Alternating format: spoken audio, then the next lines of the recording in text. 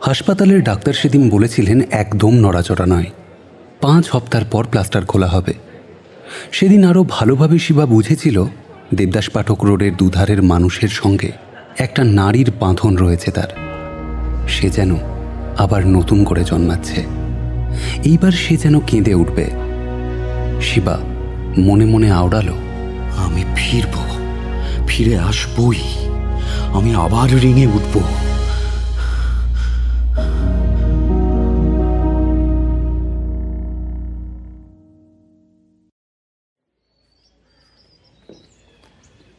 অশিবা, ওট ওট ওট বাবা, ওট, উঠে পড় এবার।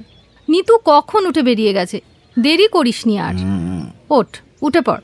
মায়ের ডাকাডাকি সত্ত্বেও আরও মিনিট 5 শুয়ে থেকে শিবা প্রায় লাফিয়েই উঠে পড়ল। ছেঁচা বাঁশের দেওয়ালের ঘর, দেওয়ালের ফাঁকগুলোয় জোনাকির মতো বিন্দু বিন্দু আলো থেকে সে অনুমান করার চেষ্টা করল সূর্য কতটা উঠেছে। বোধহয় 6:30টার বেশি হবে। তার মানে দেরি হয়ে গেছে। ওদের একটাই ঘর, লম্বায় 10 হাত, চওড়ায় 8 হাত। তাতেই 2 ভাই আর মা মিলে থাকে। মেঝেই একসময় সিমেন্টের একটা আস্তরণ ছিল, এখন সবটাই প্রায় চটা ওঠা। দেওয়ালগুলোয় একটা করে 2 হাত লম্বা জানলা। চন্দনের আর সিঁদুরের দাগল্যাপা লক্ষ্মীর পট যে দেওয়ালে, তার বিপরীত দেওয়ালে আঁটা শীর্ণকায় একটি লোকের আবক্ষ বাঁধানো ফটো। ছবিটা দয়ালচাঁদ আইচের, শিবার মৃত বাবা। লম্বাটে মুখ, পাতাকাটা চুল, আয়ত চোখ দুটিতে আত্মবিশ্বাস ও জেদ প্রকাশ পাচ্ছে। স্কুলে পড়ার সময় 42-এর ভারত ছাড়ো আন্দোলনে যোগ দিয়ে 8 মাস জেল খাটেন তিনি। সেই সংগ্রামী মানসিকতা থেকেই বড় ছেলের নাম নেতাজি ও মেজ ছেলের নাম রেখেছিলেন শিবাজি। বিনা চিকিৎসায় যক্ষা রোগে মারা যান তিনি এই ঘরেই। জমিদার মুখুজ্জেদের পোড়ো জমিতে তাঁরই নেতৃত্বে জবরদখল করে গড়ে উঠেছিল পূর্বপল্লী। নামকরণ দয়াল আইচেরই। ঘরের কোণে একটা বেঞ্চ, তার উপর গোল করে পাকানো 2টো মাদুর মোড়া কাঁথা আর বালিশ। শিবা উঠে পড়ে নিজের কাঁথা মাদুর ওই 2টোর উপর রেখে দিল। একটা টেবিল ঘরের অন্য দেওয়াল ঘেঁষে সেখান থেকে গুঁড়ো মাজনের কৌটোটা তুলে ঢাকনা খুলেই ভ্রু কোঁচকাল ও। মা, দাদা মাজন শেষ করে রেখে গেছে, কি করব এখন? কি আর করবি, ছাই দিয়ে মেজে নে। না, ওতে দাঁত খারাপ হয়ে যায়। বলতে বলতে ঘর ছেড়ে বেরিয়ে এসে ডান দিকে প্রায় 20 হাত দূরের আর একটা টালির ঘরের কাছে এসে দাঁড়ালো শিবা। সাগর মামি, সাগর মামি, ভেতরে আছো? কেন রে শিবা? তোমার কাছে মাজন আছে? সাদা মাজন, আমাদেরটা ফুরিয়ে গেছে। দাঁড়া, দিচ্ছি। সাগর মামি বেরিয়ে এলো ঘর থেকে, হাতে লাল প্লাস্টিকের একটা কৌটো। পেছনে তার স্বামী শক্তিদাস। এসব মাজন টাজনে দাঁত মাজিস না রে শিবা, এতে দাঁত শক্ত হয় না। এ দেখ নেমের দাঁতন, এই যে নেমের রস, এটা শুধু দাঁতেরই নয়, লিভারের পক্ষে ভালো, বুঝেছিস? 8 ঘন্টা ধরে নিমের কাঠি চিবোতে গেলে মেয়েদের চলে না। তুমি ঢেলে দাও। শিবা বাঁ হাতের তালু মেলে ধরল। কৌটোর ঢাকনা খুলে ঝাঁকিয়ে মাজন বার করতে গিয়ে সাগর মামি থমকে গেল। শিবার বাঁ হাতের তর্জনীটা 2 আঙুলে ধরে সাগর মামি নাড়ানাড়ি করে দেখতে লাগলো। তোর আঙুলটা তো এখনো বাঁকা রয়ে গেছে রে। আগে আরো বাঁকা ছিল। শিবার হাতে মাজনটা ঢেলে সাগর মামি বলে, ব্যথা করে? না, এখন আর ব্যথা করে না। কতদিন হলো বলতো? 3.5 বছর মতো হবে। তবু ভালো, বড় রকমের কোনো অঙ্গহানি হয়নি। বাবারে, জামার তোকে মেরেছিল, ভাবলে এখনো শিউরে উঠি। ওদের তো টার্গেট ছিল শিবার হাত দুটো আর যাতে ঘুষি না ছুটতে পারে, সেই জন্য অকেজো করে দেওয়াই ছিল ওদের উদ্দেশ্য। শিবা ইন্ডিয়া চ্যাম্পিয়ন হওয়ার 7টার পূরণ হলো না, ওই একবারই যা ফাইনালে। আর ওইসব ঘুষোঘুষিতে যাসনি শিবা, এই পুরো মারাত্মক খেলা। তুই এই ভালো আছিস, গরিবের ছেলে গতর কাটিয়ে কাজকর্ম করে খেতে হবে, ঘুষোঘুষি গুন্ডা বদমাশরা করুক। আহা, শিবা কি আর গুন্ডা হওয়ার জন্য ঘুষি চালাবে নাকি? হ্যাঁ, এর নাম বক্সিং। রীতিমতো শিক্ষা করতে হয়, ট্রেনিং করতে হয়, লড়াই হয় মোটা কাঁচি দিয়ে ঘেরা উঁচু একটা দালানের মতো জায়গায়, বুঝেছ? সেদিন শ্রীকান্ত দার ঘরে টিভিতে দেখলে না, দুজনে লড়ছিল। হাতে পড়া ছিল ওই বস্তার মতো 2টো গ্লাভস, ওটা পরে ঘুষি মারলে তেমন লাগে না। লাগে না তো ঘুষিকে একজন দড়াম করে চিৎপটাং হয়ে আর উঠলো না কেন? বাজে বকা তোমার একটা অভ্যেস। লাগে কি লাগে না তা আমায় বোঝাতে এসো না, বুঝলে? দড়াম করে চিৎপাত হলো কেন? সেটা কি তোমার মতো বুদ্ধিমতীকে বুঝিয়ে বলতে হবে? একজনের ঘুষির জোর বেশি, আর একজনের শরীর ক্ষমতা কম, ব্যাস। শিবার শরীরের ক্ষমতা আমার থেকে বেশি। এই আমি যদি এখন ওকে ঘুষি মারি, তার মানে তুমি ওকে ঘুষি মারবে নাকি? খবরদার বলছি, এই সেদিন অত বড় ঝড় বয়ে গেল ওর শরীরের উপর দিয়ে, ছেলের এখনো গায়ে ব্যথা মরেনি? না না মামি, এতদিন হয়ে গেল গায়ে ব্যথা ট্যাথা কিছু নেই গো, আমি একদম ফিট। দুবার ডেকচি ভরা আলুর দম ঘাড়ে করে 1 মাইল যেতে হয়, বালতি বালতি জল টিউবকল থেকে বয়ে আনতে হয়, তাছাড়া ওই প্লেট গ্লাস ধুতে হয়, খদ্দেরকে দেখতে হয়। এসব কি শরীরে ক্ষমতা না থাকলে করা যায়? পূর্বপল্লী আর দেবদাস পাঠক রোডের বহু লোকের মনে ধারণা তৈরি হয়ে গেছে যে শিবার শরীরে আগের মতো আর জোর নেই। সাধুর লোকেরা যেভাবে মেরে তাকে রাস্তায় ফেলে রেখে গিয়েছিল, তারপর গায়ের জোর ফিরে পাওয়া কোনোভাবেই সম্ভব নয়। বক্সার হিসেবে ও তো শেষ হয়েই গেছে, তাই এখন সবাই শিবাকে একটু করুণার চোখেই দেখে। এজন্যে সে অস্বস্তি বোধ তো করেই, মনে মনে রেগে ওঠে। গায়ে জোর নেই এটা তার কাছে লজ্জার ব্যাপার। দাওয়ায় জল ভরা বালতিতে প্লাস্টিকের মগ ভাসছে। শিবা মগে জল নিয়ে মুখ ধুয়ে চলে যাওয়ার জন্য 2 পা গিয়েই দাঁড়িয়ে পড়ল। এখানকার গুন্ডা মস্তানরা কিন্তু এখন আর ঘুষোঘুষি করে না মামি, তাই তাদের গায়ে জোরও দরকার হয় না। বোমা, পিস্তল, পাইপ গান আর 4-5 জন মিলে চেপে ধরে একজনকে ছোড়া মারার জন্য কি আর এক্সারসাইজ করার দরকার হয়? সাধুর শরীরে কিন্তু প্রচণ্ড জোর আছে, একসময় ও এক্সারসাইজ করতো রে। সাধুর কথা শোনা মাত্র দপ করে জ্বলে উঠেই শিবার চোখের মণি দুটো স্থির হয়ে রইল কয়েক সেকেন্ড। তবে হ্যাঁ, সাধুর শরীরে ক্ষমতা আছে। ওয়েট লিফটার ছিল সাধু। শিবা আর কোনো কথা না বলে চলে গেল। দুর্দণ্ড প্রতাপশালী সাধন ঘোষ ওরফে সাধু গুন্ডা এখন সকলের কাছে সাধু বাবু বা সাধুদা। কয়েক বছর আগে বোমা ছোড়া, পাইকার নিয়ে রাহাজানি, ট্রাক থেকে মাল্লুট ছাড়াও দাঙ্গা বাঁধানো, ধর্মঘট ভাঙা, ভাড়াটে তোলা, ভোটের বুথ দখল করা, বস্তিতে আগুন দেওয়া, রাস্তার বাজার থেকে তোলা আদায়, এমনকি স্কুলের পরীক্ষায় টোকাটুকির ব্যবস্থা করা সহ নানা ব্যাপারে তার কর্মক্ষেত্র বিস্তৃত ছিল। গত 3 বছর ধরে সাধু বেশ ধুমধাম করে একটা কালী পুজো করছে। তার পাড়া মিলনপল্লী থেকে বিটি রোড পর্যন্ত 7 দিন আলোর বন্যায় ভেসে যায়। সর্বত্র লোডশেডিং হলেও সাধুর কালী পুজোয় কিন্তু হয় না। পুজোয় সে 50 জন গরিবকে বস্ত্র বিতরণ করে। এমপি, এমএলএ, ফুটবলার, ফিল্ম স্টাররা আসে, গানের ফাংশন হয়, গুণীজন সংবর্ধনা হয়, যাত্রা হয়, 3 দিন সিনেমা দেখানো হয়। তাই এলাকায় সাধু এখন খুবই জনপ্রিয়। বহু লোক ওকে ভক্তি শ্রদ্ধাও করে। বছরে একটি দরিদ্র পরিবারের মেয়ের বিয়ের যাবতীয় খরচ সে দেয়। এজন্য কেউ কেউ তাকে রবিনহুডের সঙ্গেও তুলনা করে।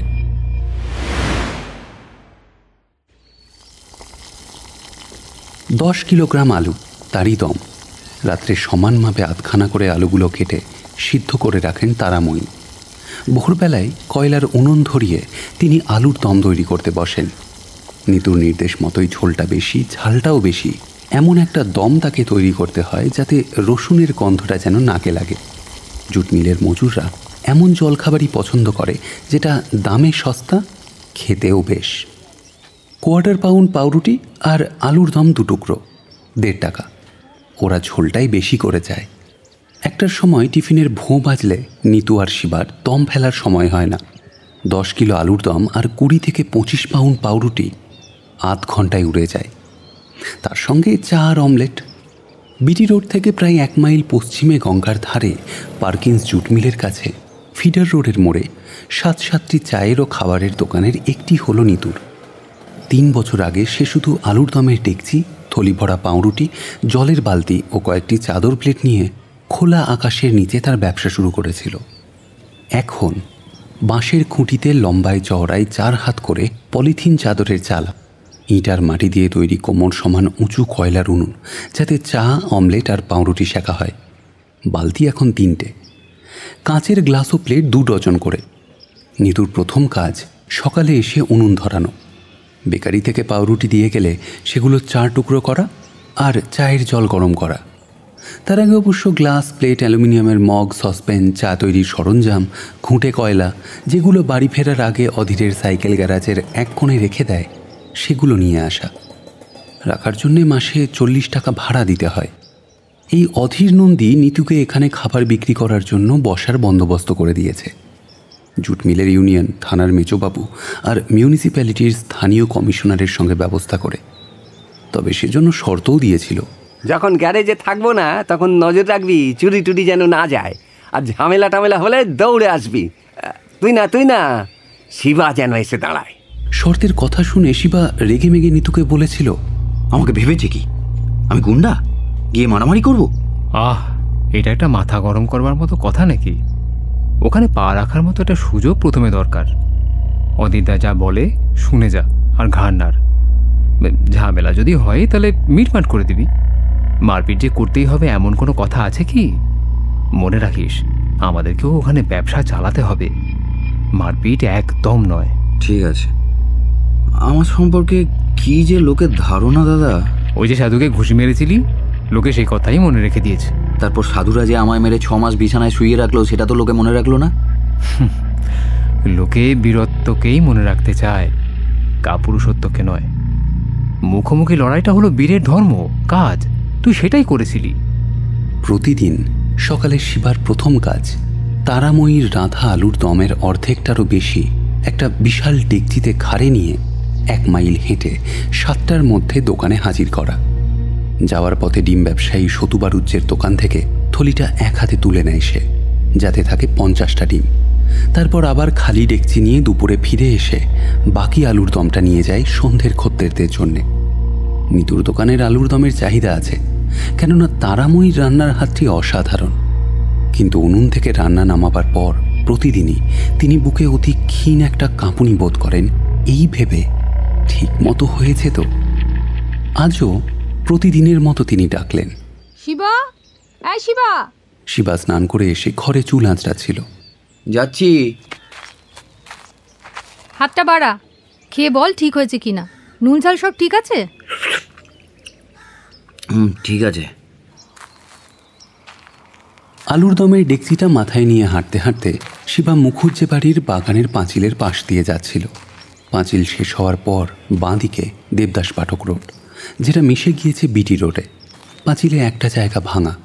শিবা ডেকচি মাথায় দাঁড়িয়ে পড়ল। মুখুজ্জেদের রান্নাঘরটা ভাঙা জায়গাটা দিয়ে দেখা যাচ্ছে। জানলায় তারের চাল লাগানো।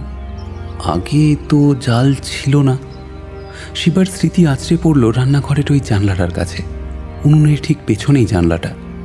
কাঁচা নর্দমা ঘেঁষা দেওয়ালের কাছে দাঁড়িয়ে থাকত সে। কাদা প্যাচপ্যাচে জমিতে নিঃসারে দাঁড়িয়ে অপেক্ষা করত। উল্টো দিকের রান্নাঘরে মা রান্না করছে, সামনে দাঁড়িয়ে কখনো গিন্নিমা কিংবা ভৃত্য হরিহর। সুন্দর সুন্দর রান্নার গন্ধ ভেসে আসত রান্নাঘর থেকে। জিরে, 5 ফোড়ন, গরম মশলা, কখনো বা রসুন পেঁয়াজ। গন্ধটা নাক দিয়ে শরীরের মধ্যে পাঠিয়ে শিবা নিঃশ্বাস বন্ধ করে রাখত। বারবার ঢোকিলে চেষ্টা করত গন্ধটাকে পাকস্থলিতে চালান করার। তখন পেট জুড়ে একটা ব্যথা ছড়িয়ে যেত। শিবা কল্পনা করত মুখুজ্জে বাড়ির ছেলেমেয়েরা স্কুলে যাওয়ার আগে দালানে সার দিয়ে খেতে বসেছে।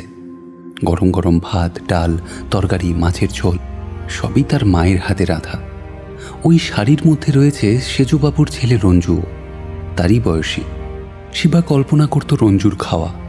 রঞ্জু মুখে ভাত তুলে পরম তৃপ্তিতে চিবোলে শিবা মনে করত সেই ভাত ওর মুখে উঠেছে। মাঝে মাঝে মা সুযোগ বুঝে জানলা দিয়ে খাবার দিত ওর হাতে। কিন্তু তারপর একদিন ধরা পড়ে গেল। ভৃত্য হরিহর শিবার চুলের মুঠি ধরে টেনে আনলো বাড়ির মধ্যে। গিন্নিমার পা জড়িয়ে ধরে মায়ের সেই আর্ত কান্না শিবার এখনো চোখে ভাসে। ওস্তাদ, ওস্তাদ, ওস্তাদ, আরে ও ওস্তাদ, ওস্তাদ। ও তুই? সাইড সাইড বার ওস্তাদ ওস্তাদ কইরা চিল্লালাম। মনটা কি ডেক্সির মধ্যে আলুর দমের সাথে ঢাকনা দিয়ে রাখলা নাকি? ধীরে প্যাডেল করতে করতে ননি শিবার পাশাপাশি সাইকেল রিক্সাটাকে চালিয়ে যেতে যেতে বলল কথাটা। শিবা তেরচা চোখে ননির মুখটা দেখে নিল একবার। শুধু একটা আলু, ঝোল বল কিছু কিন্তু পাবি না। এইটা একটা কথা হইল? 1 মাইল পথ না না, মানে এখান থেকে আধা মাইল হইব, কিন্তু একটা মাত্র আলু, তাও আবার ঝোল নয়। তোর সঙ্গে কথাই তো ছিল যে মাইল পিছু 2টো করে আলু আর ঝোল। 1/2 মাইল তো আমি হেঁটেই চলে এসেছি, বাকিটাও হেঁটে চলে যাব। তুই যা। হে ওস্তাদ, একটু লেট কইরা ফেলাইছি, সেই জন্য এইভাবে ফাইন কইরা না। কাল রাতে একটা খুচরা অ্যাক্সিডেন্ট কইরা এমন মার খাইছি। না না না, উঠো উঠো, যাইতে যাইতেই কমু। সাইকেলের সিট থেকে নেমে ননি ব্যস্তভাবে শিবার মাথার ডেকচিতে হাত লাগালো। উচ্চতায় সে প্রায় শিবারই সমান, 6 ফুট, কিন্তু প্রস্থে দুজনে পাশাপাশি দাঁড়ালে মনে হবে বট গাছের পাশে সুপুরি গাছ। ননি ঢ্যাঙা, লিকলিকে, ঘোর কৃষ্ণবর্ণ, পরনে একটা ঢলঢলে সবুজ গেঞ্জি যার বুকে ইংরেজিতে হলুদ অক্ষরে লেখা আই লাভ ইউ। জিন্সের প্যান্টটা 2 বছর আগে শিবারই দেওয়া। হাঁটুর উপর নীল কাপড়ের তাপি মারা, পায়ে হাওয়াই চটি, পেছনে ওল্টানো চুল, যার প্রান্তভাগ পায়রার ছড়ানো লেজের মতো। ননি বয়সে শিবার থেকে 1 বছরের ছোট। ওর বাবা রাধেশ্যাম হাঁপানির জন্য আর রিক্সা চালাতে পারে না। বউ আর 2 মেয়ের সঙ্গে বাড়িতে বসে এখন ঠোঙা বানায়। ননির শরীর থেকে অবশ্য বোঝা যায় না যে তার মধ্যে কতটা ক্ষমতা, কতটা সহনশীলতা লুকোনো আছে। 200 কিলোগ্রাম ওজনের চালের বস্তার বা একটি সুপুষ্ট পরিবারের ভার 1.5 বা 2 মাইল সে রিকশায় চাপিয়ে সহজেই নিয়ে যায়। অকল্পনীয় তার কলিজার জোর, আর ঠিক ততটাই তার দুর্বলতা শিবা সম্পর্কে। আলুর দমের ডেকচিটা রিকশার পাদানিতে সাবধানে রেখে শিবা বলল, তা কি হয়েছিল? কি মার খেলি কেন? কইতাছি। ননি রিকশার সিট তুলে ঢাকনা লাগানো একটা প্লাস্টিকের কৌটো বার করে বলল, 1 ডানা। তোমারে ওস্তাদ কই, তুমি 2টাই দাও, ইজ্জত বাঁচনের ব্যাপার কি না? শিবা প্রথমে একটা, পরে আরও একটা আলুর খণ্ড কৌটোয় রেখে আর চোখে তাকালো। ননি তখন গভীর মনোযোগে টায়ারের হাওয়া পরীক্ষায় ব্যস্ত। উৎকণ্ঠায় ভুরু কুচকানো তার। শিবা 3য় খণ্ডটি কৌটোয় রাখতেই ননির ভুরু সমান হয়ে প্রায় উদাসীনতার পর্যায়ে চলে গেল। না, হাওয়া ঠিকই আছে। বলতে বলতে কৌটোয় ঢাকনা এঁটে সিটের নিচে রেখে দিল সে। বাসি রুটি দিয়ে আলুর দম, বুঝলা ওস্তাদ? এমন খাওয়া অজ্ঞে। ঠিক আছে ঠিক আছে, ডিম নিতে যাবো, তাড়াতাড়ি চল। এবার বল, কেন মার খেলি? কাল সন্ধ্যায় বেলঘরিয়া গেছিলাম একটা ফ্যামিলিরে লইয়া। লোডশেডিং ছিল, তাই ভাবলাম সরু রাস্তা, কিনার দিয়ে গেলে নালাই পড়ে যাইতে পারি। ভাবতে ভাবতে খেয়াল করি না এই ধারে একটা স্কুটার খাড়াই আছিল। রিকশার চাকার ধাক্কায় স্কুটারটা জমিতে পড়ে গেল। ব্যাস, তারপর কটা লোক আইসা কি পিটাইলো ওস্তাদ। মার খাইয়ে উঠে দেখি সবার ফ্যামিলিটা অন্ধকারের মধ্যেই গায়েব। সত্যি বলছি ওস্তাদ, ওই লোকগুলানের মার গায়ে লাগে নাই। আসল মারটা ওই সবার ফ্যামিলিটাই মাইরা গেল। 6টা টেহা। দাঁড়া দাঁড়া দাঁড়া দাঁড়া। ননি ব্রেক কষে মাথা ঘুরিয়ে দেখল শিবা রাস্তার ওধার দিয়ে হেঁটে যাওয়া কালো সালোয়ার ও হলুদ কামিজ পরা, সাদা চুন্নি গায়ে এক তরুণীর দিকে কৌতূহলী চোখে তাকিয়ে। ওকে চিনতে পারছিস ননি? তীক্ষ্ণ নজরে কয়েক সেকেন্ড তাকিয়ে থেকে ননি বলল, মাইয়াটা ভবানী স্যারের কোচিংয়ে আইয়া পড়তো না? হ্যাঁ, লালবাগান বক্সিং জিমনাসিয়ামেরই গায়ে আরেকটা জিমন্যাস্টিক ক্লাব আছে, ওইখানে প্র্যাকটিস করতো। লালবাগান পার্কের গেটের কাছে একদিন ওর সঙ্গে দেখা হতে জিজ্ঞেস করেছিলাম ও আর ভবানী স্যারের কাছে পড়তে যায় না কেন। কি বললো জানিস? বলেছিল ওটা নাকি গুন্ডাদের জায়গা। আমি বলেছিলাম গুন্ডারা বেধড়ক মার খেয়েছে, প্রতিজ্ঞা করে গেছে ও পাড়ায় আর আসবে না, তো আসেনি আর পড়তে। কেডা মারছিল সেটা কি কইছিলা? তো নিজের ঢাক নিজেকেও পেড়া নাকি? পিড়ায় তা না করলি অহংকার দিনে বড় হন যায় না। চলো এবার যাই। ও কিন্তু ভবানী স্যারের কোচিংয়ে আর আসেনি। বোম্বাইয়ে ন্যাশনাল লড়তে গেছিলাম যখন, তখন ওকে দেখেছিলাম। ভেবেছিলাম কোনো জিমন্যাস্টিক টুর্নামেন্টে বুঝি এসছে। ও মা, দেখি স্টেডিয়ামে ক্রিকেট খেলছে। বেঙ্গল আর রাজস্থানের খেলা ছিল। তারপর চৌপট্টিতে টিমের কয়েকটা মেয়ের সঙ্গে ভেলপুরি খেতে এসেছিল। তখন ওকে আবার জিজ্ঞেস করলাম যে কোচিংয়ে যাও না কেন, গুন্ডার ভয় তো নেই আর, কিন্তু গা করলো না, এড়িয়ে গেল। জিমন্যাস্টিক সাইডে ক্রিকেট? রোজারিওর সঙ্গে আমার ওই ফাইনালের লড়াইটা ওরা কয়েকজন দেখতে গেছিল। বক্সিং এর ওরা বোঝেটা কি? আর কিছু না বুঝুক, হারা জেতাটা তো বোঝে। দুয়ো শুনতে শুনতে ড্রেসিং রুমের দিকে ফিরে যাওয়ার সময় ওকে দেখেছিলাম, চোখে চোখ পড়তে মুখটা ঘুরিয়ে নিল। হায়রা গেলে না সবাই মুখ ফিরাইয়া লয়, এইটাই নিয়ম। দেখো না, জিতলে পরে কত সংবর্ধনা, কত পুরস্কার। শিবা মুখ ঘুরিয়ে মেয়েটিকে দেখছিল। ননির কথাগুলো তার কানে গেল না। হাঁটতে হাঁটতে মেয়েটা বাঁ দিকে জোনাকি ইন্ডাস্ট্রিয়াল ওয়ার্কস নামে স্টোভ আর হ্যারিকেন তৈরির কারখানা যাওয়ার রাস্তায় বেঁকে গেল। শিবা অবাক হয়ে ভাবল, এত সকালে মেয়েটি এই রাস্তায় কেন? এখানেই থাকে নাকি?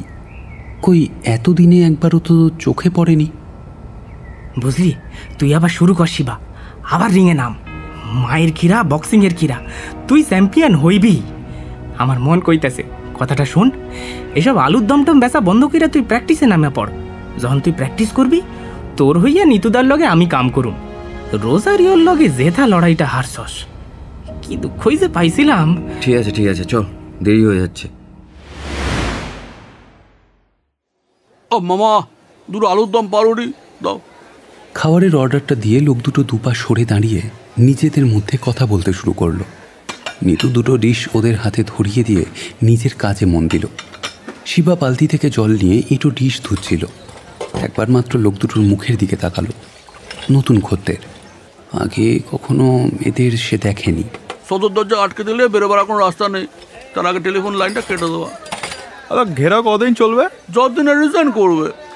আরে বাবা, ইলেকট্রিসিটি বন্ধ, জলের লাইন বন্ধ, বাড়ি থেকে বেরোনো বন্ধ।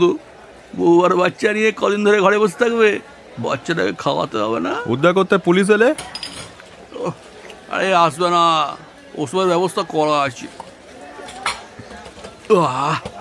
আলুর দমের ঝোলটা বেড়ে করেছো মামা, আরেক প্লেট দাও। আমাকে আবার একটা দিতে বলো।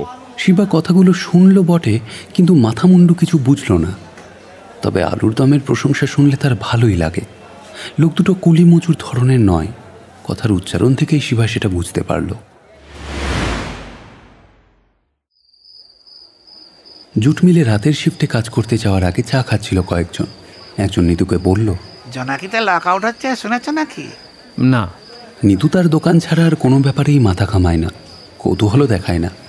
ভোর থেকে রাত শুধু খেটে যাওয়া, ব্যবসাটা বড় করা ছাড়া তার জীবনে আর কোনো লক্ষ্য নেই। শ্রমিক আন্দোলন কথাটা শুনলেই এখন তার ঠোঁট মুচড়ে ওঠে। বিদ্রুপে না ঘৃণায় সেটা বলা শক্ত। আমার কানেও এমন একটা কথা এসেছে। ছেলে বলছিল ওর এক বন্ধুর কাকা ওখানে কাজ করে, তার কাছে শুনেছে মালিক কারখানাটা তুলে দিয়ে ওখানে ফ্ল্যাট বাড়ি বানাবে। কিন্তু ছোকরা ম্যানেজার নাকি বেঁকে বসেছে, বলছে ওখানে কারখানা তুলে দেওয়া চলবে না, কোয়ার্টার্সে ছাড়বে না। রগজ জমেছে ভালো, ম্যানেজারের সঙ্গে মালিকের লড়াই বেঁধে গেছে। শুনতে শুনতে দুপুরে সেই দুটো লোকের কথোপকথন শিবার মনে পড়ে গেল। তার ভ্রু দুটো তখন একবার শুধু কুঁচকে উঠল। রাতে বাড়ি ফেরার সময় জোনাকির মোড়ে থমকে দাঁড়ালো শিবা। প্রায় 200 মিটার দূরে কারখানার উঁচু পাঁচিল আর টিনের চালার কিছুটা দেখা যাচ্ছে। ভেতরে কাঠের থাম্বায় ইলেকট্রিক বাল্ব চলছে, মানুষজন নেই। রাস্তার দুধারে একতলা পাকা বাড়ি আর মাটির বাড়ি, রাস্তায় আলো নেই। দুদিন পর সকালে ডেকচি ঘাড়ে বাড়ি থেকে বেরিয়ে শিবা ননিকে খুঁজল। দেখতে না পেয়ে হেঁটেই রওনা দিল। জোনাকির মোড়ের কাছে এসে ওপারের বাসস্টপে চোখ পড়তে তার চলা থেমে গেল। সেই মেয়েটা দাঁড়িয়ে, বোধহয় বাসের জন্যে। এত সকালে এখানে? শিবা ইতস্তত করে কৌতূহল আর চাপতে না পেরে রাস্তা পার হলো। চিনতে পারছ? বড় ডেকচি ঘাড়ে বসানো একটি তরুণ হঠাৎ সামনে এসে হাসি মুখে কথাটা বলায় মেয়েটি প্রথমে থতমত খেয়ে গেল। চোখ কুচকে চেনার চেষ্টা করতে করতে অবশেষে মুখে হাসি ছড়িয়ে পড়ল। 2 মুঠো তুলে বলল, বক্সার না? হ্যাঁ, দুদিন আগেও তোমাকে দেখলাম রাস্তা দিয়ে হেঁটে যাচ্ছ। এখানেই থাকো নাকি? এখানে দিদি জামাইবাবু থাকে। এই ভেতরের দিকে জোনাকি নামে স্টোভ আর হ্যারিকেনের যে ফ্যাক্টরিটা আছে, দেখেছ? না, দেখিনি, তবে জানি ওই রাস্তাটার ভেতর দিকে একটা ফ্যাক্টরি আছে। জামাইবাবু তার ম্যানেজার। ওদের কোয়ার্টারটা ফ্যাক্টরির মধ্যেই এক পাশে। শিবা ডেকচিটা ঘাড় বদল করলো। কি আছে এতে? আলুর দম। দাদা একটা দোকান দিয়েছে ফিরা রোডের মোড়ে, খদ্দের সব পার্কিন্স জুট মিলের। আমি দাদাকে সাহায্য করি। বাড়িতে মা তৈরি করে দিয়েছে আর আমি এখন নিয়ে যাচ্ছি। তোমরা তো সেই ভবানী স্যারের কোচিংয়ের কাছাকাছি থাকো না? হ্যাঁ, তুমি তো আর পড়তে গেলে না।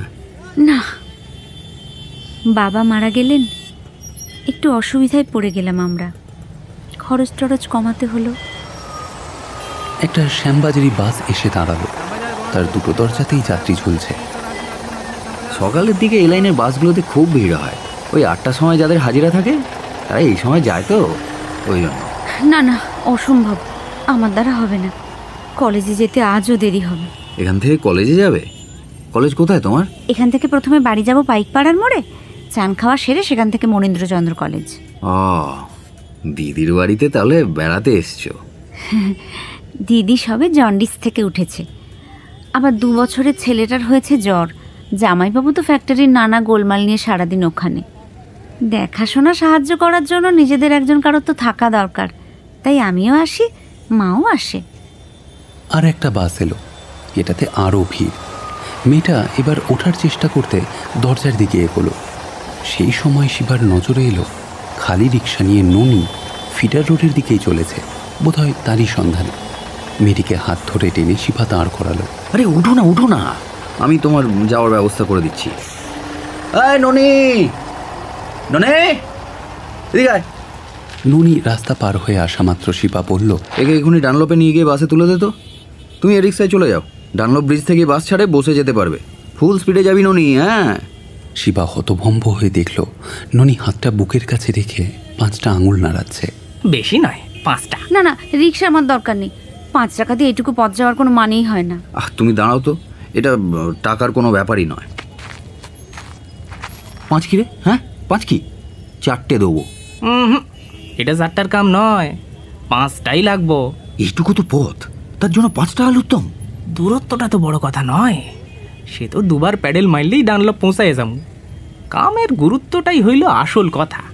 সকালবেলায় বিউটিফুল একটা মাইয়ারে রিক্সায় একা বসাইয়া বিটি রোড ধইরা যাওয়া, এতে যে কত রিক্স, কত ডেঞ্জার তা তুমি বুঝবা না। ওই 5টাই লাগবো। ঠিক আছে ঠিক আছে, যা। তুমি এসো, উঠে পড়ো। এর নাম ননি, আমার বন্ধু। লোকের উপকার করতে খুব ভালোবাসে। সকালে প্রথম প্যাসেঞ্জারের কাছ থেকেও ভাড়া নেয় না, তাই না রে ননি? ঠিক মতো বাসের সিটে ওকে বসিয়ে দিবি। দেখো ওস্তাদ, পরশুও শুনছি, অহনও শুনলাম। ওকে ওকে কইরা ওনাকে বলতেছো কেন? ওনার কি কোনো নাম নাই? হ্যাঁ দিদি, আপনার নামটা কি? মিতা, পারমিতা দাস। তোমার নাম তো শুনলামই, আর তোমার নামটাও জানি। আমার নাম তুমি জানো কি করে? বোম্বাইয়ে তোমার লড়াই দেখতে গেছিলাম, মনে নেই? গ্যালারি থেকে চিৎকার হচ্ছিল, কিল শিবা, নকআউট শিবা। অবশ্য তুমি পারোনি। মিতার কথা শেষ হওয়ার সঙ্গে সঙ্গেই শিবার মুখ থেকে চোখ সরিয়ে ননি প্যাডেল শুরু করে দিল। সে দেখেছে শিবার মুখটা যন্ত্রণায় আর লজ্জায় ফ্যাকাশে হয়ে আসছে।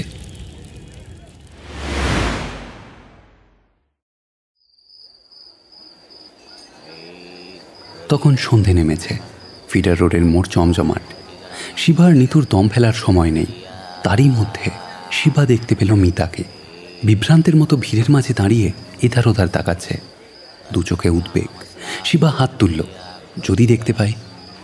পেল না, তবে দাঁড়িয়ে থাকা একটা চানা মোটরওয়ালার কাছে জিজ্ঞাসা করছে। শিবা নিশ্চিত তাকেই খুঁজছে, নয়তো এখানে ওর আসার আর কোনো কারণ থাকতে পারে না। এই যে শিবা, তোমাকেই খুঁজছি। ভীষণ বিপদে পড়ে গেছি। ননি বলেছিল কোনো দরকার টরকার হলে তোমাকে বলতে। মিতা নিজেকে স্থির রাখার চেষ্টা করছে, কিন্তু পারছে না। দিদি, জামাইবাবু আর ওদের বাচ্চাটা। কি হয়েছে? শিবা হাত ধরে মিতাকে দোকানের সামনে থেকে সরিয়ে আনলো। নিতু অবাক হয়ে দেখছে। কোয়ার্টারে ওদের আটকে রেখে দিয়েছে। ঘেরাও, ধর্মঘট, অবরোধ, যাই বলো না কেন, সে বন্দি হয়ে আছে। টেলিফোন লাইন কেটে দিয়েছে, কাউকে ঢুকতে দিচ্ছে না, বেরোতেও না। বিকেলে এসে ঢুকতে গিয়ে ফ্যাক্টরির গেটেই ওরা আমাকে আটকে দিল। ওরা মানে কারা? যারা দুপুর থেকে ধর্মঘট শুরু করে গেটের সামনে বসে পড়েছে। আমি কাউকে চিনি না। একজন আমার দিকে তেড়ে এসে বলল, মালিকের দালালকে তো বটে, তার আত্মীয় স্বজনকেও ধোলাই দেওয়া হবে।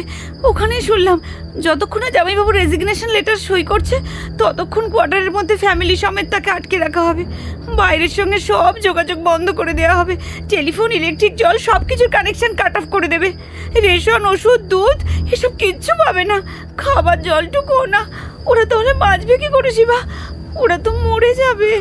আগে আগে আগে তুমি একটু শান্ত হয়ে দাঁড়াও দেখি, আমি হাতের কাজটা সেরে নি। কি বলছো? এসব শুনে কেউ শান্ত থাকতে পারে? আমি পেট্রোল পাম্প থেকে কোয়ার্টারে টেলিফোন করি, লাইন ডেড। ভাবছি থানায় যাব। যেতে পারো, কিন্তু কোনো কাজ হবে না। পুলিশ তোমার জামাইবাবুকে উদ্ধার করতে যাবে না, ব্যবস্থা করা আছে সব আগে থেকে। মানে কি বলতে চাইছো? আমি তো কিছুই। দাদা, এর নাম মিতা, ভবানী স্যারের কোচিংয়ে পড়তো। ওর জামাইবাবু ওই জোনাকি ফ্যাক্টরির ম্যানেজার। আজ দুপুর থেকে ওনাকে ফ্যামিলি সমেত কোয়ার্টারে আটকে রেখে ধর্মঘট শুরু করেছে। ধর্মঘট? আমি ব্যাপারটা একটু দেখে আসি, তুমি ততক্ষণে চালিয়ে নিও। তুই কি করবি ওখানে? একবার দেখে আসবো। ও আপনি ভেঙে যাবে, তোকে আর ঝামেলায় জড়াতে হবে না। এরা 2 বছরের ছেলে বন্দি থাকবে, দুধ পাবে না, জল পাবে না, তা কি হয় নাকি? তুমি এখানে বসো, জোনাকি থেকে আমি ঘুরে আসি একবার। ও কোয়ার্টারটা কোথায়? গেট দিয়ে ঢুকে বাঁদিকে একটা ফাঁকা জমির পরেই একতলা গোলাপি রঙের বাড়ি। বেরোবার একটাই দরজা, গেটের কাছ থেকে দেখা যায়। আমি দেখেছি গোটা কতক লোক কোয়ার্টারের সামনে হাত তুলে স্লোগান দিচ্ছে। শিবাকে বেশ বিচলিত দেখালো। 2 দিন আগে লোক দুটো খেতে খেতে যা বলছিল সেই কথাগুলোই তো ঘটেছে। কিছুক্ষণ পরে শিবা ঢিলে ঢালা ভঙ্গিতে হাঁটতে হাঁটতে জোনাকির গেটের কাছে পৌঁছল। 25 লোক সেখানে। গেটের সামনে চৌকি, তার পেছনে লাল শালুর কাপড়ে শ্রমিক ইউনিয়নের নাম লেখা। সে বেশ খুঁটিয়ে লোকগুলোর মুখ দেখল, কিন্তু একজনকেও তার চেনা লাগলো না। পরিবেশটা শান্ত। ধর্মঘট হলে যে চাঞ্চল্য বা উত্তেজনা থাকে তার কিছুই নেই সেখানে। পাঁচিলের গায়ে হাতে লেখা কয়েকটা পোস্টার। অনেকেই ভাঁড়ে চা খাচ্ছে। 2 বড় বাল্ব থেকে আলো ছড়িয়ে রয়েছে। শিবা 1 পা 2 পা করে গেট পর্যন্ত চলে গেল। কেউ তাকে লক্ষ্য করল না। লোহার চাদরের গেট, পাল্লা 2 আধ খোলা। কিছু ধর্মঘটি ভেতরেও রয়েছে। তীক্ষ্ণ নজরে সে বাঁদিকে দেখল একবার। কাঠের থাম্বায় ফ্যাক্টরির ইলেকট্রিক আলো জ্বলছে। ফাঁকা জায়গাটায় বড় বড় ঘাস, কিছু ভাঙা প্যাকিং বাক্সের কাঠ, টিনের স্ক্র্যাপ। তার পেছনে একতলা আবছা একটা বাড়ি। জানলাগুলো বন্ধ, সদর দরজাটাও। বাড়ির মধ্যে কোনো আলো জ্বলছে বলে তার মনে হলো না। কয়েকটা লোক বন্ধ দরজার সামনে শালপাতা থেকে কিছু খাচ্ছে। বাড়ির পিছনের দিকে কি রয়েছে তা বোঝা গেল না। 1.5 মানুষ সমান উঁচু পাঁচিল দিয়ে ফ্যাক্টরি এলাকাটা ঘেরা। পাঁচিলের ধারে গোটা 5 কৃষ্ণচূড়া গাছ। এখানে কি চাই? চৌকিতে আধশোয়া একটা লোক চোখ কুঁচকে কর্কশ স্বরে বলল কথাটা। ভেতরে কি দেখছো? ননিকে খুঁজছি। কে ননি? কোথায় কাজ করে? বলেছিল রঙের কাজ করে। আলুর দম আর রুটির দাম পাবো, মাস খাবারে দেবে বলেছিল। ধর্মঘট চললে তো আমার টাকাটা, মানে বলছিলাম দাদা, কতদিন চলবে বলতে পারবেন? কত টাকা খেয়েছে? দেখতে কেমন? 27 টাকার। দেখতে খুব রোগা, কালো, আমারই মতো লম্বা। এরা গেঞ্জি পরে, তার বুকের ওপর লেখা আই লাভ ইউ। ভালোবাসে যখন, ও টাকা মার যাবে না। 2 দিন পরে এসে খোঁজ নিও। তখন ফ্যাক্টরি খুলে যাবে? তা আমি কি করে বলবো? সবই নির্ভর করছে ওদের মর্জির উপর। দাবিগুলো মেনে নিলে আমরাও ধর্মঘট তুলে নেব। দাবি নিয়ে কি কথা হচ্ছে তুলসীদা? বলতে বলতে এগিয়ে এলো এক কাঁটা কোট্টা অল্প বয়সী, বুকে পিন দিয়ে আটা কাগজের ব্যাজ। শিবার মনে হলো একে কোথায় যেন সে দেখেছে। মনে মনে সে খোঁজাখুঁজি শুরু করলো। আলো আজ বন্ধ হয়েছে, কাল জলও বন্ধ হবে। কার মর্জির উপর দাবি মেটানো হবে সেটা কি অন্য লোক ঠিক করে দেবে? আমরা ঠিক করে দেবো। 2 লোক ফ্যাক্টরির ভেতর থেকে এগিয়ে এলো। আর 17 ইঞ্চি কি মাদুর হবে তুলসীদা? কেন, ঘুমোবি নাকি? ঘুমো না তো কি, সার জায়গায় বসে থাকার কি দরকার? সদর দরজায় তালা মেরে দিয়েছি, বেরোবার তো আর পথ নেই। লোকটার কথা বলার ভঙ্গি শিবাকে মনে পড়িয়ে দিল যে একে সে দেখেছে ছায়াবাণী সিনেমা হলের সামনে। লোকটা টিকিট কালোবাজারিদের সর্দার। এই, তোমার আর কি এখানে দরকার? যাও যাও, কেটে পড়ো। ননি টনি বলে এখানে কেউ নেই। তুলসী উঠে বসল। অনিচ্ছুক পায়ে ফিরে যেতে যেতে শিবা বলল, তাহলে কাল সকালে একবার আসবো নাকি? হ্যাঁ, তাই এসো।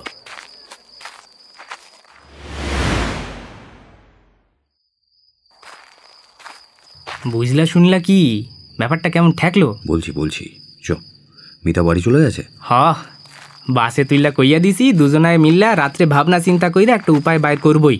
কাল হককালে ভবানী স্যারের কোচিংয়ে যান আসে। ঠিক আছে, চ। এটা প্ল্যান করতে হবে। হ্যাঁ ননি, তুই এখানকার রাস্তাগুলো সব চিনিস? জোনাকির পেছন দিকের পাঁচিলের ধার দিয়ে ওই যে রাস্তাটা গেছে, ওটা কোথায় গেছে জানিস? সব জানি না, তা কিছু কিছু জানি। আরে কিছু কিছু জানলে হবে না, ভালো করে জানা চাই।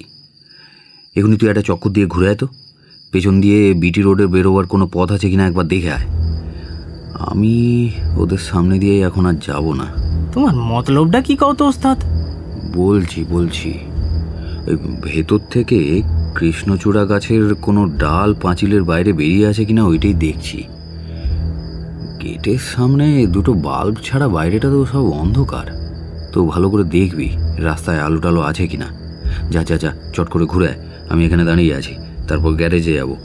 ওখানে মোটা মোটা দড়ি দেখেছি একধারে পড়ে আছে, হাত পাঁচেক লম্বা, বুঝলি? তার একটা নিতে হবে। তারপর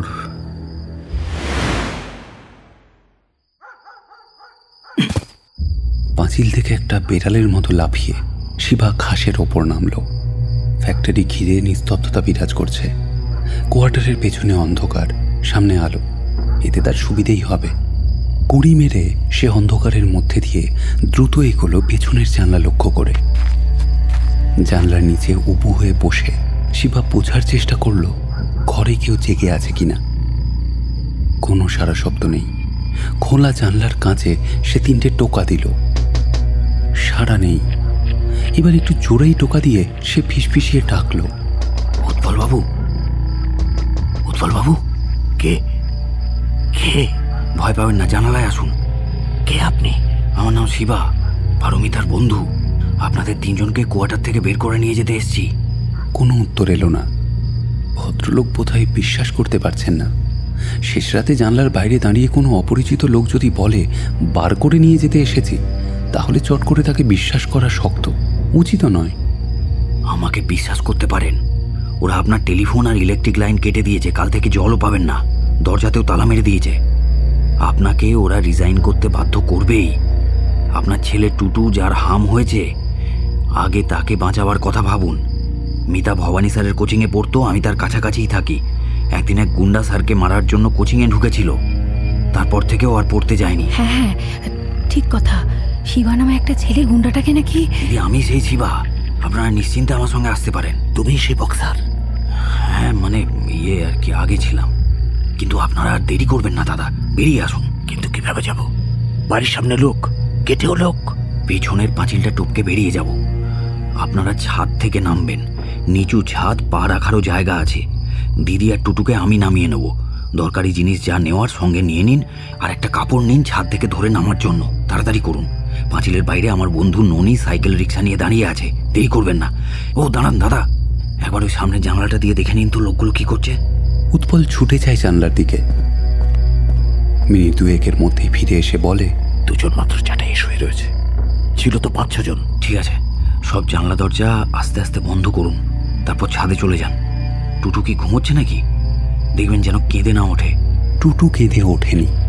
ছাদের পাঁচিল ডিঙিয়ে কার্নিশে পা রেখে পাকানো বেড কভারটা ধরে মধুমিতাই প্রথমে নামলো জানলার ওপরের ছাঁচায়। শাড়ি পাল্টে সালোয়ার কামিজ পরে নেওয়াই তার সুবিধেই হয়েছে। দিদি, কাপড়টা শক্ত করে ধরে থেকে এবার বসুন। পা দুটো ঝুলিয়ে আমার কাঁধে রাখুন। রাখুন। আরে লজ্জা করবেন না, তাড়াতাড়ি। জমিতে দাঁড়িয়ে শিবা তাড়া দিল। রাখুন রাখুন। কাঁধে দাঁড়ানো মধুমিতাকে নিয়ে শিবা ধীরে ধীরে উবু হয়ে বসল। মধুমিতা কাঁধ থেকে ছোট্ট লাফে জমিতে নামল। উৎপল বেড কভারটা ধরে আছে ছাদে। শিবা এবার ছাঁচার উপর উঠে পড়ল। টুটুকে নামিয়ে আমার হাতে দিন। অসুস্থ সদ্য ঘুম ভাঙা বাচ্চার অন্ধকারের মধ্যে এই ধরনের নাড়ানাড়ি বোধহয় পছন্দ হচ্ছে না। দুহাত ধরে তাকে ঝুলিয়ে দিতে সে ভয়ে কেঁদে উঠল শিবাকে জড়িয়ে ধরে। দিদি ধরুন বলতে বলতে টুটুকে শিবা দ্রুত নামিয়ে দিল মায়ের বাড়ানো হাতে। দেখুন আর যেন না কাঁদে। উৎপল চট্টরা যুবক এবং রীতিমতো ফিট। বেড কভার টেনে ধরে রাখার জন্য ছাদে আর কেউ নেই। সেটা ছাদে রেখে দিয়ে সে কার্নিশ থেকে অবলীলায় ছেঁচায় দাঁড়ানো শিবার পিঠে পা দিয়ে বগলে একটা পলিথিনের ব্যাগ ঝুলিয়ে সহজেই নেমে পড়ল। সবাই এখন জমির ওপরে। অন্ধকার থেকে ফ্যাক্টরির পাঁচিল পর্যন্ত যেতে প্রায় 20 মিটার জমি অতিক্রম করতে হবে। শিবা এগিয়ে গেল দুধারে তাকাতে তাকাতে। পাঁচিলের ওপর ননির মুন্ডুটা দেখতে পেয়ে সে হাত নাড়ল। ননি দুবাহু তুলে হাতছানি দিয়ে বোঝালো, বিপদ নেই, চলে এসো। টুটুকে কোলে নিয়ে মধুমিতা দৌড়ল পাঁচিলের পেছনে কাছিটা লক্ষ্য করে। তার পেছনেই শিবা আর উৎপল। বড় বড় ঘাসের মধ্যে একটা ঢিবি, দেখে বোঝা যায় না। দৌড়তে গিয়ে মধুমিতা হোঁচট খেয়ে টুটুকে নিয়েই পড়ল ঘাসের ওপর। টুটুকে এক ঝটকায় কোলে উঠিয়ে শিবা ছুটে গেল পাঁচিলের দিকে। একে কোলে তুলে নে চটপট। ঘোর কৃষ্ণবর্ণ শীর্ণ দুটি হাত টুটুকে তুলে নিয়েই মুহূর্তে পাঁচিলের ওপাশে অদৃশ্য হয়ে গেল। দিদি কাছিটা ধরুন, কাঁধে উঠুন তাড়াতাড়ি। আরে পালাচ্ছে, আরে দৌড়ে আয় সবাই। শিবা দেখল টর্চের আলো ফেলে লোকগুলো চেঁচাতে চেঁচাতে ছুটে আসছে এদিকে। মধুমিতাকে কাঁধে নিয়ে শিবা সোজা হয়ে দাঁড়ালো। পাঁচিলের ওপর সে উঠে বসতেই ননির গলা শোনা গেল, আমার হাতটা ধরেন, রিক্সাটা পায়ের নিচেই নাইমা পড়েন। 4টে লোক ছুটে আসছে, হাতে লাঠি আর রড। পাগলের মতো চিৎকার করছে ওরা। যদি ধরতে পারি না উবু হয়ে বসে শিবা অধৈর্য স্বরে ধমক দিল উৎপল চট্টরাজকে। দেখছেন কি হাঁ করে? উঠুন উঠুন। কিন্তু তুমি আর আগে নিজে বাঁচুন তো, আমার কথা পরে ভাবেন। কাছে আঁকড়ে উৎপল কাঁধে পা রেখে দাঁড়াতেই শিবা সোজা হয়ে উঠল। উৎপল চটপট ওধারে যখন নেমে যাচ্ছে ঠিক তখনই শিবার পিঠে প্রথম লাঠিটা পড়ল। রিক্সার সিটার হ্যান্ডেল ধরে ননি তৈরিই ছিল। প্রায় 15 মিটার রিক্সাটা নিয়ে দৌড়ে লাফিয়ে উঠেই সে দেহটাকে খাড়া রেখে সামনে ঝুঁকে সিট থেকে পেছন তুলে প্রাণপণে প্যাডেল করতে শুরু করলো। শিবাজি ভেতরে রয়ে গেল, 5টা লোক হাতে ডান্ডা। ননি গ্রাহ্য করল না কথাগুলো। জোনাকির পেছনের পাঁচিল ঘেঁষে অন্ধকার রাস্তা দিয়ে মিনিটখানেক যাওয়ার পর তার প্যাডেল করার গতি বাড়ল। চুপ থাকেন, শিবারে লইয়া আপনার ভাববার দরকার নাই, নিজের কথাটাই ভাবেন। এরপরই রিক্সা প্রচণ্ড গতিতে বাঁ দিকে ঘুরে কলোনির ইট বাঁধানো সরু রাস্তায় ঢুকল। খুটখুটে অন্ধকার, একতলা ছোট ছোট বাড়িগুলোকে ভুতুরে মনে হয়। ভাঙাচোরা রাস্তায় রিক্সা চোটার থরথর শব্দে ঘুম ভেঙে ছুটে আসা কুকুরের চিৎকার পিছনে রেখে রিক্সাটা অন্তত 7-8 বার পথ বদল করে ইলেকট্রিক আলো জ্বলা একটা পিচের রাস্তায় উঠল। আরোহীরা নির্বাক, টুটু কান্না বন্ধ রেখে মাকে জড়িয়ে। তাড়া করে তাদের ধরতে যাতে না পারে উনি সেজন্যই অনেকটা ঘুরে এসেছে। এখান থেকে বিটি রোড আরো 1/2 মাইল। কি চালাইলাম কন্দেহি জানুন, ভাবাই যায় না তোমার পায়ে এত জোর আছে। আমার পায়ের থেকেও শিবার হাতের জোর বেশি। ও যদি বক্সিং ভুইলা না যায় তাহলে লোকগুলার কপালে আজ দুঃখ আছে। মায়ের যেমন খাইতে পারে তেমনি মারও দিতে পারে। মুশকিলটা হইল কি, শিবার তো এখন কোনো প্র্যাকটিসই নাই। আমরা এখন কোথায় যাচ্ছি ভাই? ভবানী স্যারের বাসায় দিদি। আপনার বোনরে ওখানেই হওয়ালে আইবার কইছি। লাঠিটা পিঠের ওপর আসছে। চোখের কোণ দিয়ে শিবাতা দেখেই পিঠের পেশিগুলোকে শক্ত করে ফেলেছিল। লাঠিটা পড়ার সঙ্গে সঙ্গে সে ঘুরে ডান হাত বাড়িয়ে মুঠোর মধ্যে সেটা পাওয়ার চেষ্টা করেও পেল না। একটা রড তার মাথা তাক করে চালিয়েছিল যে লোকটা, সে খুবই নিশ্চিত ছিল যে শিবার খুলি সে 2 ভাগ করে দেবে। রড চালিয়ে সে ঝুঁকে পড়েছিল। শিবা একটা রাইট ক্রসকে মাঝপথে থামিয়ে দেওয়ার মতো বাঁ হাত তুলে রডটাকে পুরো বাহুর পেশির ওপর নেওয়ার সঙ্গেই ডান হাতে একটা আবার কাট চালালো। আঘাত পেয়ে লোকটা ছিটকে পড়েই 2 হাতে থুতনি চেপে ধরে কাতরাতে লাগলো। আজ বহুদিন বহু মাস পর শিবা হাড়ের সঙ্গে হাড়ের সঙ্গে পেশির ধাক্কা লাগার শব্দটা পেল। তার ঘাড়ের রোম খাড়া হয়ে উঠেছে। একটা বাঘ যেন তার পা থেকে মাথা পর্যন্ত সারা শরীরটা চাটছে, আর ক্রমশ সে নিজেই বাঘ হয়ে যাচ্ছে। তারপর একটা সংকেত তার স্নায়ুতন্ত্র মারফত বিদ্যুৎ গতিতে ছড়িয়ে পড়ল সারা শরীরে। শিবা বাঁচা নিজেকে। একটা রড উঁচু থেকে মাথায় নেমে আসছে। শিবার 1 সেকেন্ডের ভগ্নাংশ সময় শুধু লাগলো নেমে আসা রডের পথ থেকে নিজেকে বিঘৎখানেক সরিয়ে নিতে। তার কাঁধ থেকে রডটা পিছলে জমিতে ঠক্কর খেল। সঙ্গে সঙ্গে মারার ঝোঁকে লোকটার মাথাটা নেমে গেছিল। মাথা তোলা মাত্র শিবা বাঁ হাতের হুকটা রাখলো তার ডান চোয়ালে। 2 মুঠো মুখের কাছে ধরে 3 পা পিছিয়ে এসে নাচছে সে, যেভাবে বক্সিং রিংয়ে প্রতিপক্ষকে খিদে নাচত। 3টে লোক প্রথমে হকচকিয়ে গেল, তারপর একজন পাশ থেকে একটা রড চালালো। শিবার বাহুর 1 হাত দূর দিয়ে সেটা বেরিয়ে গেল। দড়িতে স্কিপ করার মতো জমি থেকে সামান্য লাফিয়ে লাফিয়ে শিবা সরে সরে যাচ্ছে শরীরটা দুলিয়ে। ওরা রড তুলে ক্রিকেট ব্যাট ধরে পুল করার ভঙ্গিতে পায়ে পায়ে এগিয়ে এলো। ডান দিকে একটা লোক, শিবা ওকেই বেছে নিল। রড ধরা হাতটা বেশি নামিয়ে রাখার জন্যে রডের মাথাটা জমির দিকে। ওটা তুলে নিয়ে পেছন থেকে টেনে তারপর সামনে চালাতে গেলে অন্তত 1 সেকেন্ড বেশি সময় খরচ হবে, আর ওই 1 সেকেন্ডেই ফয়সালা হয়ে যাবে। শিবা 1 পা 2 পা 3 পা এগুলো নাচ না থামিয়ে বাঁদিকের লোকটা দাঁত চেপে একটা শব্দ করে হাতের রড তুলল। শিবা জানে 2 হাত লম্বা কিছু দিয়ে জোরে আঘাত করতে হলে আঘাতের জিনিসটাকে অন্তত 3 থেকে 2.5 হাত দূরে থাকতে হবে। আর ওই 3 হাতের মধ্যে ঢুকে লোকটা শরীরের কাছে একবার চলে যেতে পারলে ভাবার সঙ্গে সঙ্গে শিবা ডান দিকের লোকটাকে যেন মারতে যাবে এমন একটা ভান করে ডান দিকে শরীরটা হেলিয়েই ছোবল মারার মতো পলকে ডান দিকে সরে 3 হাত গন্ডির মধ্যে ঢুকেই একটা লেফট হুক করলো, ঠিক ডান কানের নিচে চোয়ালের গোড়ায়। ঘুষিটা শেষ করার সঙ্গে সঙ্গেই সে ডাইনে নজর ঘুরিয়েছে। ডান দিকের লোকটার রডের মাথা জমি থেকে উঠছে। লোকটার কর্কশ চিৎকার মাঝপথেই থেমে গেল। শিবার কম্বিনেশন পাঞ্চ তারও চোয়ালে এসে আছড়ে পড়ল। লোকটা টলতে টলতে দুপা পিছিয়ে গিয়ে উবু হয়ে বসে পড়ল, তারপর কাত হয়ে জমিতে গড়িয়ে গেল। তার হাত থেকে পড়ে যাওয়া রডটা তুলে শিবা অবশিষ্ট লোকটাকে চাপা গলায় বলল, এবার তোর পালা, আয় কাছে আয়, কাছে আয়। আমি না,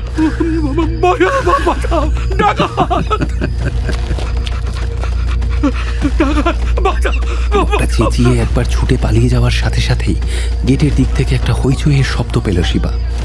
এর মানে স্পষ্ট, এরপর ওরা দল বেঁধে আসবে, এখানে থাকা আর ঠিক হবে না। শিবা ছুটে গেল পাঁচিলের কাছে, লাফিয়ে পাঁচিলের মাথা ধরে হিঁচড়ে নিজেকে তুলে একটা পা রেখে পাঁচিলে উঠে বসেই দেখতে পেল কিছু লোক ছুটে আসছে। শিবা টুক করে ওধারে লাফিয়ে যে রাস্তায় ননির রিক্সাটা গেছে সেই দিকে ছুটতে শুরু করলো। ভাঙা ইট, পাথরকুচি, গর্ত করা রাস্তা তার খালি পা দুটোকে ব্যথায় যন্ত্রণায় নাজেহাল করতে লাগলো। মিনিট কয়েক ছোটার পর শিবার মনে হলো কেউ আর তাড়া করে আসবে না। অন্ধকারে এভাবে ছোটা বা হেঁটে যাওয়াও বিপজ্জনক। তাকে চোর ভেবে যদি কেউ চেঁচিয়ে ওঠে বা যদি কুকুরে তাড়া করে, পিটিয়ে মানুষ মেরে ফেলার ঘটনা তো এখন চারিদিকেই ঘটছে। একটা পুকুরের ধার দিয়ে যেতে যেতে শিবা অসম্ভব ক্লান্তি বোধ করল।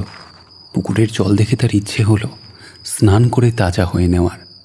অন্ধকারে সে গেঞ্জি খুলে জলে নেমে পড়ল।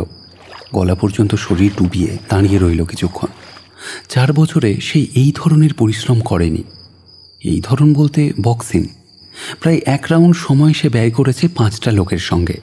সেই সঙ্গে উদ্বেগ, ভয় আর উত্তেজনার ধকল যোগ করলে পুকুর থেকে টলতে টলতে সে উঠল।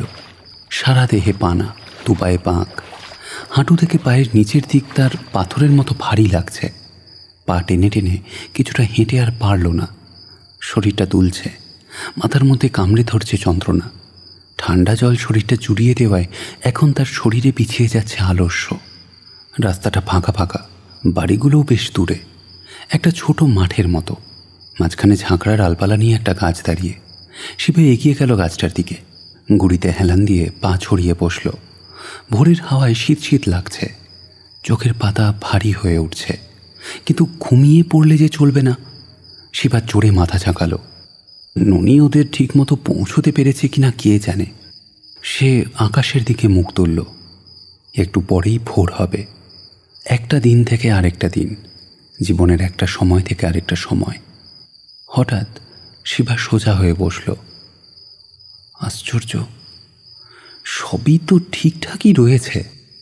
সেই ফুটওয়ার্ক, সেই হুক, আপার কাট, রাইট ক্রস, কিছুই তো সে ভোলেনি, কিছুই হারায়নি। মনে পড়ছে জীবনের প্রথম খুশিটা। শিবা অবাক হয়ে আকাশের দিকে তাকালো। রিক্সাটা রাস্তায় দাঁড়িয়ে, শিবার মুখের ওপর ননির ছায়া। চোখ পিটপিট করে দুধারে তাকিয়ে শিবা থরমরিয়ে উঠে পড়ল। গাছতলায় কখন জানি সে ঘুমিয়ে পড়েছিল। তুই কটা বাজে? ইস, কি বেলা হয়ে গেছে রে। দাদা বসে আছে রে দোকানে আলুর দমের জন্য, আর আমি কিনা তাড়াতাড়ি চল, বাড়ি নিয়ে চল আমাকে। শিবা প্রায় ছুটে গিয়েই রিক্সায় বসল। পরক্ষণেই তার মনে পড়ে গেল কাল রাতের সব ঘটনাগুলো। হ্যাঁ, কাল ওদের ঠিক মতো নিয়ে গেছিলি তো? তোর হাড়গোড় ঠিক আছে তো? যেটা জিজ্ঞেস করছি সেটা বল। ওরা কোথায় এখন? অহন বোধ হয় কোয়ার্টারি। পথেই ধরা পড়ে গেলাম। অন্ধকারে ওই পাইতা যে কজন বৈশা আছে তার কেমন কইরা জানুম। আমারে কয়টা সর্থাপ্পর মাইরা কইল ভাগ, নয়তো খতম কইরা ফেলাম। এই বইলা অগ নামাইয়া লইয়া গেল। এত কাণ্ড করে শেষে কিনা। দুঃখে, মর্মবেদনায়, হতাশায় শিবার স্বর আটকে গেল। মাথাটা নিচু করে বসে রইল সে। কিছুক্ষণ পর চোখ থেকে টপ টপ করে কয়েক ফোঁটা জল ঝরল। হঠাৎ ব্রেক কষে রিক্সাটা থেমে যেতেই মুখ তুলল সে। দেখল ননি হাসছে। কয়েক সেকেন্ড তার সময় লাগলো হাসির অর্থটা বুঝতে। ছুঁচো কোথাকার, ছাড় পোকা, ইয়ে কে মাছিস আমার সাথে? হাত বাড়িয়ে শিবা ননির চুলের মুঠি ধরে ঝাঁকাতে শুরু করলো। আমারে মাইরা হাতে গন্ধ করলে কিন্তু তোর হাত থেকে আলুর দম খামু না, আমি নিতুদার থাইকে নিমু। ওটা কোথায় বল বল। অতক্ষণে ট্যাস্কিতে ভবানী স্যারের কোচিং হইতে পাইকপাড়ায় মিতাগো বাড়ি পৌঁছাইয়া বৈশা বৈশা হন্দেশ রসগোল্লা সাটাইতেছে। ঠিক আছে, শিগগির চল, মা ডেকচি নিয়ে বসে আছে বাড়িতে। অহন 9টা বাজে, ডেকচি লইয়া নিতুদার সামনে দাঁড়াইয়া কইবিটা কি সেটা আগে মনে মনে ঠিক কইরা লও। তারপর রিক্সা থেকে নেমে ননি শিবাকে নির্দেশ দিল। নাম। কেন? আগে নাম তো, তারপর কইতাছি। শিবা নামতেই সিট তুলে যাত্রীদের সামনে ঝোলাবার পলিথিনের ময়লা চাদরটা বার করে ননি বলল, হাসপাতালে যেভাবে রুগীরা যায় তেমন কইরা এটা আপাদমস্তক গায়ে জড়াইয়া সিটে শুইয়া থাক। ওরা পথে ঘুরতাছে, যদি তরে একবার দেখে চিন্না ফেলাইতে পারে, নে নে নে জড়া জড়া গায়ে জড়া। পলিথিনে মাথা মুখ ঢেকে শিবা রিকশায় কাত হয়ে পড়ল। মিনিট 10 চলার পর রিকশা থামল। শিবার মনে হলো এত তাড়াতাড়ি তো পূর্বপল্লীতে পৌঁছানোর কথা নয়। মুখের সামনে থেকে চাদরটা সামান্য সরিয়েই সে ধর্মড়িয়ে উঠে বসল। রিকশাটা দাঁড়িয়ে নিতুর দোকানের সামনে। নিতু গ্লাসের ওপর গুঁড়ো চা দেওয়া ছাঁকনিটা ধরে গরম জল ঢালতে ঢালতে তারই দিকে তাকিয়ে। সামনে আলুর দমের ডেকচিটা। কি ব্যাপার বলতো, ডেকচিটা পৌঁছলো কি করে? কেন লাভালাভি করতে যাস? দোকান থেকে বেরিয়ে নিতু বিরক্ত স্বরে থমকে উঠল শিবাকে। ডাক্তারবাবু কি বললেন, হাত পা ভেঙেছে? বুঝতে না পারা শিবা হকচকিয়ে তাকালো ননির দিকে। মানেটা কি? ননি ব্যস্ত হয়ে তাড়াতাড়ি বলল, কইলেন বোধহয় ভাঙে নাই, তবুও 15 ফুট উঁচু কার্নিস থাইকে লাফাইছে তো। একবার খালি হাড়ের একটা ছবি তুইলবার কইছে, আর 2 সপ্তাহ পুরো রেস্ট।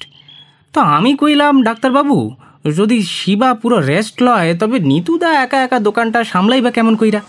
তখন অনেক ভাইবা তিনি কইলেন, ঠিক আছে একবেলা কাম কইব আর বাকি দিনটায় রেস্ট লইব। বড় ডাক্তার তো, নামের পর বিলিতি ডিগ্রি 6-7টা, চিকিৎসার কায়দাই আলাদা। কোনো ওষুধপত্র না, মলম ইঞ্জেকশন না, কইয়া দিলেন শুধু রেস্ট। আচ্ছা কি দরকার ছিল তোর অত রাতে জানলার ওপর থেকে বিড়ালের বাচ্চা নামাতে যাওয়ার? সারা রাত আমি আর মা ভেবে মরছি। গজরাতে গজরাতে নিতু আবার দোকানে ঢুকে গেল। এখন চুপ করে বসে থাক এখানে, পায়ে রেস্ট মানে দাঁড়ানো উচিত না।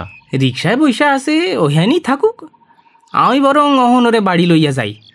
তোমার লগে হগালে যে কথাটা হইল নিতুদা, মনে আছে তো? হ্যাঁ হ্যাঁ মনে আছে। তুই বিকেলে এসে শিবার বদলে কাজ করবি আর আমি তোর সেই কাজ নেব। আহা রাগ করো কেন, বিড়ালের বাচ্চাটা নামাইতে আমি তো ওরে উস্কাইয়াছিলাম, দোষ তো আমারই। দুপুর থাইকা বিড়ালটা জানলার উপর, ডাক্তারবাবুর মাইয়া কান্নাকাটি করতেছিল, তাই দেখা আমি শিবারে খোঁচাইলাম, দেখ নামাইয়া আনতে পারোস কিনা। তাই একটা কথা নিতুদা, এই ডাক্তারবাবু ভদ্রলোক কি, রাইতে দিনই শিবারে বাড়িতে রাখা সেবা যত্ন করছেন।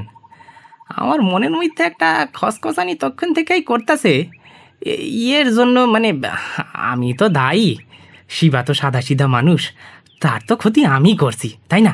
চোখে জল এনে গলা কাঁপিয়ে ননি ঝপ করে বসে নিতুর পা জড়িয়ে ধরল। না না নিতুদা, হর আধা কাম আমি করুম, তুমি না কইরো না। কি করছিস কি? ঠিক আছে ঠিক আছে ঠিক আছে, তুই অর্ধেক কাজ করবি। ও নিতু আপ্লুত হয়ে ননিকে 2 হাতে দাঁড় করালো। ও শুধু ডেকচিটা আনা নেওয়া করবি, তাহলেই হবে। তোকেও না, শিবাকেও না, কাউকে আমার দরকার নেই। রিক্সা চালানো বন্ধ করে লোকসান করবি, তাতে আমার মনেও খচখচানি শুরু হবে। শিবার কাছে পুরো ব্যাপারটাই হিয়ালির মতো ঠেকছিল প্রথমে। এইবার কুয়াশাটা যেন রহস্য থেকে কিছুটা কাটছে। ডেকচিটা সকালে বাড়ি থেকে ননি তাহলে এনে দিয়েছে। রাতে বাড়িতে না ফেরার জন্যে কোনো এক কাল্পনিক ডাক্তারের মেয়ের বিড়ালের বাচ্চা পারা এবং পারতে গিয়ে পায়ের চোট, আর সেজন্যই বাড়ি ফিরতে না পারা। কৃতজ্ঞ চোখে ননির দিকে তাকিয়েই শিবার ভ্রু কুঁচকে গেল। ননির বড়া ভয় দানের পাঞ্জায় 4টে আঙুল উঠে রয়েছে, সারা মুখে নধর একটা হাসি ছড়ানো। আর এই সংকেতের অর্থ শিবা বিলক্ষণ জানে। দাদা, ননির ইয়ে মানে আমার আবার কি? হ্যাঁ, হগালে আমি কি খামু তাই নিয়ে তুই ভাবতা যস? আরে দূর পাগল, নিতুদারে এইসব কথা কন লাগে না। 4টা আলু, একটা পাউরুটি, এ তো নিতুদা আসা মাত্রই দিব। নিশ্চয়ই দেব। ননি, তুই খাবার ব্যাপারে একদম নিশ্চিন্ত থাকবি। তুই 4টের সময় আসবি, 8টা পর্যন্ত থাকবি। ওই সময়টাই আমার একটুখানি হেল্প দরকার হবে, সেই জন্য অবশ্য তোকে আমি রোজ 5 টাকাও দেবো। রিকশায় শিবাকে নিয়ে পূর্বপল্লীতে ফেরার সময় ননি বলল, তোর ভাগ্যি ভালো এমন একটা ভাই পাইছস, খাঁটি মানুষ লোক ঠকাইয়া পয়সা করে না। খাঁটি মানুষ বলেই ঘেন্নায় ইউনিয়নবাজি থেকে সরে এসছে। কিন্তু তুই ওখানে পৌঁছলি কি করে? কোথায়? যেখানে তুই ঘুমাইতেছিলি। হ্যাঁ। এরপর ননি যা বলল তার সারাংশ এই রকম। রিকশায় সে উৎপল, মধুমিতা আর টুটুকে নিয়ে হু হু করে চালিয়ে ভোর হওয়ার আগেই পৌঁছে যায় ভবানী স্যারের কোচিংয়ে। তিনি অপেক্ষা করছিলেন তাদের জন্যে, কিন্তু শিবা ফিরে না আসায় স্যার খোঁজ করার জন্য বেরোতে যাচ্ছিলেন। ননি তাকে আটকে রেখে ভোরের আলো ফুটতেই রিকশা নিয়ে বেরিয়ে পড়ে। প্রথমে সে যায় শিবার বাড়ি। নিতু তখন বেরিয়ে গেছে। তারাময়ী ওর কাছে শিবার হদিস জানতে চাইলে তখন বিড়াল নামানোর গল্পটা তার মাথায় আসে। তারপর সে আলুদমের ডেকচিটা রিকশায় তুলে নিয়ে নিতুর কাছে পৌঁছে দেওয়ার জন্যে বেরিয়ে প্রথমে ভবানী স্যারের কোচিংয়ে এসে শোনে মিতা এসেছিল। ওরা ট্যাক্সিতে পাইকপাড়ায় চলে গেছে। এরপর ননি নিতুকেও সে গল্পটা বলে আর শিবার জন্য একবেলা ছুটির ব্যবস্থা করে নেয়। তারপর শিবাকে খুঁজতে বেরিয়ে বহু ঘোরাঘুরির পর অবশেষে আদর্শ সম্মিলনীর ফুটবল মাঠে তাকে ঘুমিয়ে থাকতে দেখে। ওস্তাদ, একবেলা ছুটির ব্যবস্থা কেন করলাম জানো? তুমি আজই বিকালে লালবাগানে গিয়া প্র্যাকটিস শুরু কইরা দাও। নিতুদা বাইর হইলে তুমিও বাইর হইবা। মায়েরও কইবা ডাক্তারের কাছে যাইতাছি। রোজ বিকেলে প্র্যাকটিস করণের জন্যই ছুটির এই ব্যবস্থাটা, নইলে আমি মিথ্যা কথা কইতাম না। শিবা দেখল ননির চোখ দুটো জলজল করছে, মুখে আর সেই চঞ্চল ভাবটা নেই। এই ননি যেন রিক্সাওয়ালা নয়, যেন কুরুক্ষেত্রে অর্জুনের সারথি শ্রীকৃষ্ণ।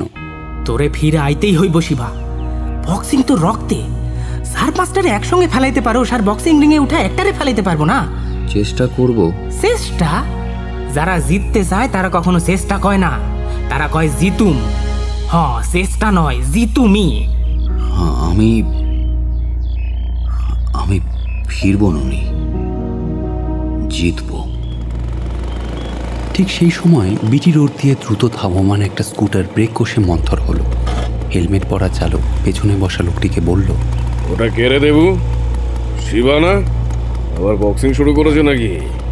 তেমন কিছু তো শুনিনি, খোঁজ খবর নিয়ে দেখতে হবে। চালকের হাতটা ডান কানের নিচের চোয়ালে অজান্তেই যেন উঠে এলো। চোয়ালটা কঠিন হয়ে গেছে তার।